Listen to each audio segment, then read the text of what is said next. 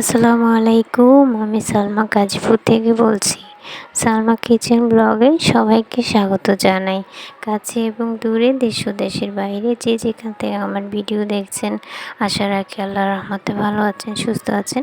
আলহামদুলিল্লাহ, আমরাও ভালো আছি।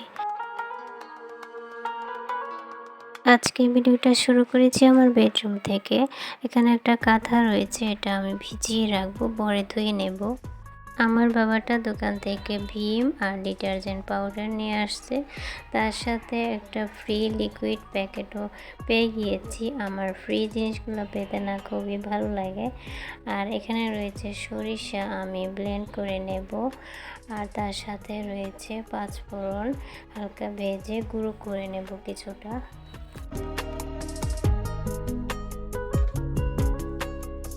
সকালে অফ ক্যামেরাতে নাস্তাটা তো আমরা সেরে নিয়েছি। আর এখানে কিছু প্লেট বাটি রয়েছে, এগুলো এখন ধুয়ে নেব। অফ ক্যামেরাতে আমি প্লেট বাটিগুলো ধুয়ে নেব। আর একটা কথা শেয়ার করছি আপনাদেরকে, আমি আপনাদের কাছে আন্তরিকভাবে দুঃখিত। আই এম সরি, কারণ আমি যখন ভয়েস দিই তখন এত বেশি শব্দ আসে আশপাশ থেকে। আমি অনেকবার আমার ভয়েস কেটে কেটে বারবার দিই, একই ভয়েস বারবার আমাকে দিতে হয়।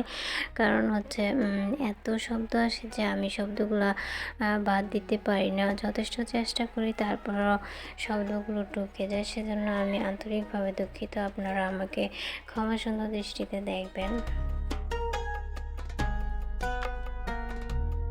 আসলে আমি পরিস্থিতির শিকার।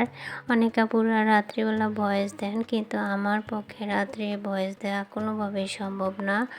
আর দিনের বেলা যখন ভয়েস দিতে যাই তখন পর্যাপ্ত শব্দ আসে, সেজন্য আমি আন্তরিকভাবে দুঃখিত আপুদের কাছে।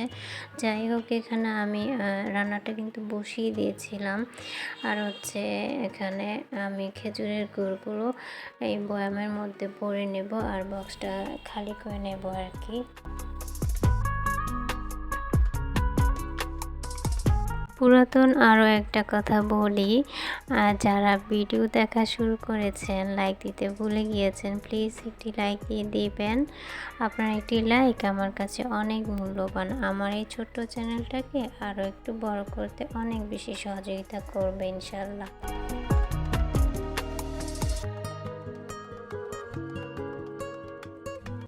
এদিকে কিন্তু আমার রান্নাটা হয়ে গিয়েছিল, ভাতটাও হয়ে গিয়েছে। আমি আজকে আলু আর ফুলকপি ভাজি করেছি একসাথে। আর ডাল ভর্তা করে নিয়েছিলাম। আর আগের দিনের কিছু তরকারি ছিল, ওইটা দিয়ে চলে যাবে আর কি। আমি যেদিন এই ভিডিওটা করেছিলাম ওদিন ওদের বাবা বাসায় ছিল না, যার কারণে রান্নার তেমন একটা টেনশন ছিল না আর কি। হালকা পাতলা পাখি আমরা চলেছি। আর এরপর অফ ক্যামেরাতে আমি আমার রুমগুলো গুছিয়ে নিয়েছি।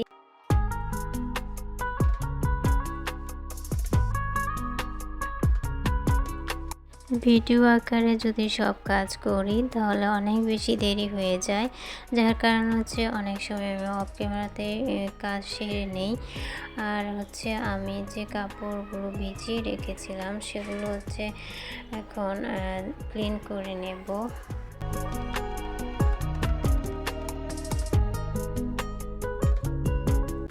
এটা সন্ধ্যার পরের ভিডিওর অংশ।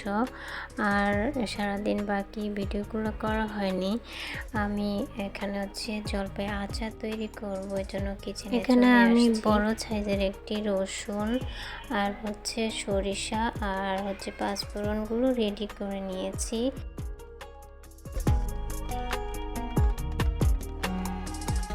আমি গরম মশলা, শুকনো মরিচ দিয়ে নেড়েচেড়ে নিয়েছি।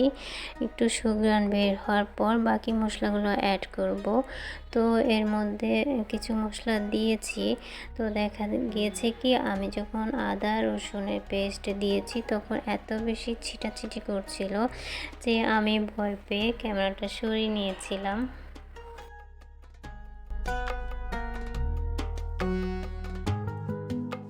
আপনারা একটু খেয়াল করে দেখুন, একটু পরেই দেখতে পাবেন মানে ছিটাছিটি শুরু করেছে। আমি এত বেশি ভয় পেয়ে গিয়েছিলাম, অনেক বেশি শব্দও হচ্ছিল। তো তারপর মোবাইলটা আমি সরিয়ে নিয়েছি।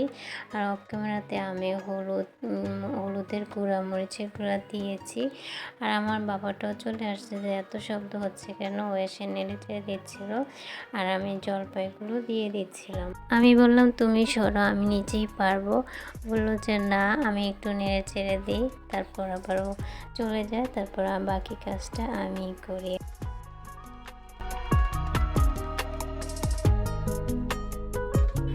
এখানে আমি 1 কেজির বেশি জলপাই আচার করেছি। আরও কিছু জলপাই রয়েছে, সেগুলো করব। তবে আজকে আর করব না, অন্য দিন করে নেব। আর সেটাও আপনাদের সঙ্গে শেয়ার করব ইনশাল্লাহ।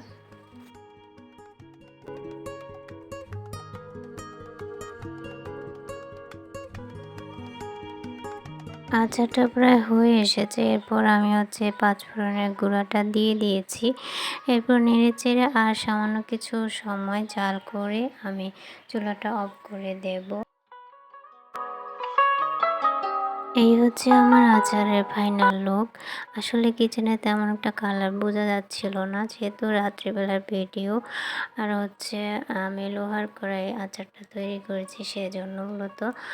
আর আমার ভিডিওতে আজকে যদি কেউ নতুন থেকে থাকেন, আমার ভিডিও ভালো লাগে, আমার পরিবারে যুক্ত থেকে যেতে পারেন।